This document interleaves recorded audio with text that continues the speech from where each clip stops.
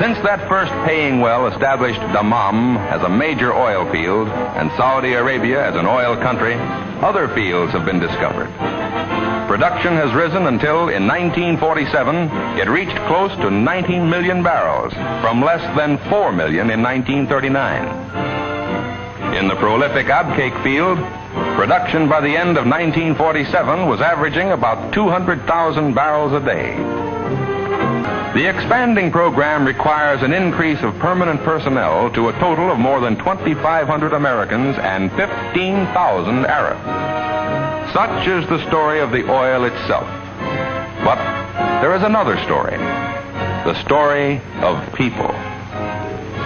For all the time the oil job was being done, there was the problem of making life more livable.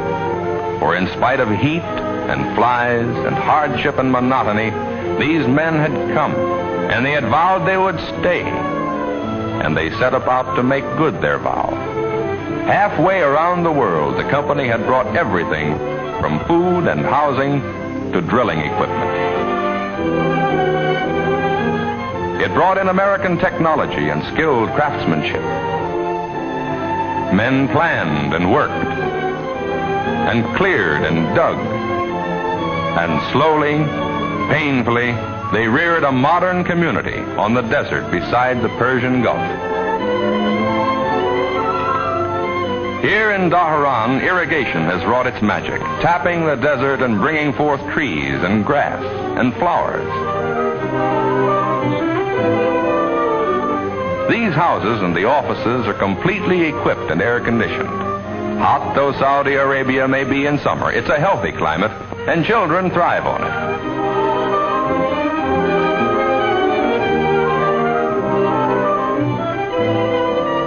They go to school as they would in America. Just about as they would back in their own hometowns, Paul Strong and his friends visit in the cool comfort of their modern homes at Dhahran.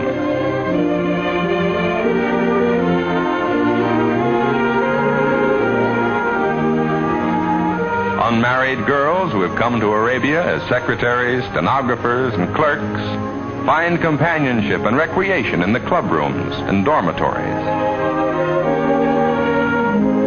Always popular with the employees is the freshwater swimming pool, where they can cool off after a round of golf or a set of tennis. In the best tradition of medicine is this modern American hospital, providing free medical and surgical care to all employees. The company retains skilled American physicians and surgeons. Desert heat is no problem to workers in this new air-conditioned office building.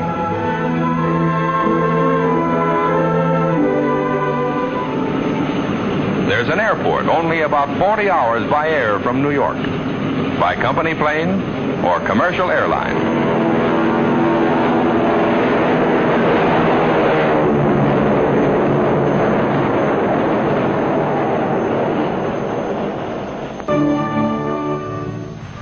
Out of every $2 invested in the concession, $1 goes into housing and other service facilities necessary to take care of employees, Americans and Saudi Arabs.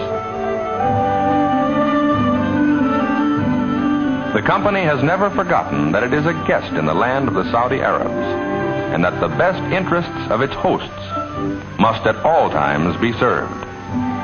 Today, more than 12,000 Arab workers are employed by the company, and their number is increasing steadily.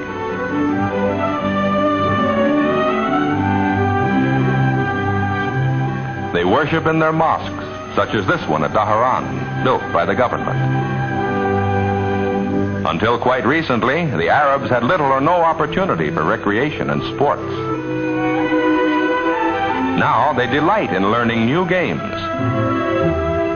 In the producing fields, Arab workers have become skilled craftsmen and work side by side with American drillers. In fact, the company's operations have become one of the great centers for vocational and industrial training in the Middle East. In the refinery, too, Saudi Arabs who a few years ago knew only the life of the desert now skillfully operate complicated oil refining equipment. American engineers have trained their Arab co-workers well, and the Arabs have been good pupils. Workers with aptitude are quickly trained to handle laboratory routines. Every shipment of product or crude is tested. It must meet rigid specifications. The quality is controlled as carefully as in refineries in the United States. More than 200 Arabs have been with the company 10 years or longer. The wages paid by the oil company provide new purchasing power for workers and their families and a new prosperity for the region. They are paid in riyals, the currency of Saudi Arabia. These riyals are bought by the company from the Saudi Arab government, and this in turn makes available supplies of dollar exchange. In cooperation with the Saudi Arab government, the company provides schools for employees. Arab youngsters have expressed great appreciation of the educational opportunities given them and their classmates. The men who are working for the economic recovery of Europe see Middle Eastern oil helping them in their labors, day in and day out. Because, on the one hand, it is keyed perfectly to the goal of self-support for the nations of the world. And on the other, it is making available the vast volumes of petroleum needed to fuel the job of rebuilding the war-scarred Eastern Hemisphere. To the American citizen in Boston or Jacksonville, Sioux City or Seattle, all of this has real importance in his day-to-day life. Because, at present, large volumes of oil are moving from the Western Hemisphere, mostly South America, to fill the growing needs of Europe. While other South American oil goes to the United States. Shipments to Europe from the Middle East have increased since the war ended, but are still only a small part of what can come from there. Shipping oil to Europe from the Western Hemisphere is not only uneconomic, but puts a drain on resources we may need over here. However, this situation is changing. As soon as Eastern Hemisphere facilities are ready, heavy shipments from Western Hemisphere reserves can be stocked. The Middle East can easily supply all of Europe's requirements. The oil of South America can be used for the job of industrializing our neighboring lands to the south and to supplement the supplies here in the United States.